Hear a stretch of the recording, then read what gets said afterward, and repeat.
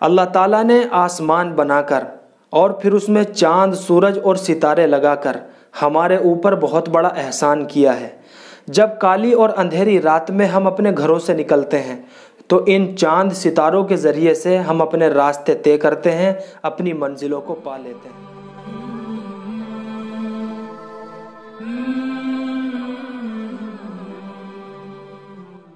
السلام علیکم ورحمۃ وبرکاتہ۔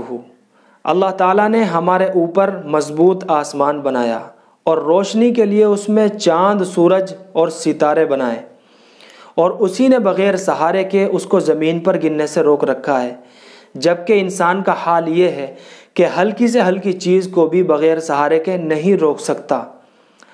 ہم انسانوں کا حال یہ ہے کہ جب ہم اپنے گھر کی چھت ڈالتے ہیں تو اس چھت کے نیچے بھی 4-5 پلر یا ستون لگاتے ہیں اس کو روکنے کے لیے، مگر اللہ تعالیٰ نے ہزاروں سال سے آسمان کو بغیر ستون کے روک کر اپنی زبردست قدرت کا اظہار فرمایا ہے، اور لوگوں کو غور و فکر کرنے کی دعوت دیتے ہوئے فرمایا ہے، افلا ینظرون الی الابل کیف خلقت، پارہ نمبر 30 سورۃ الغاشیہ آیت نمبر 18۔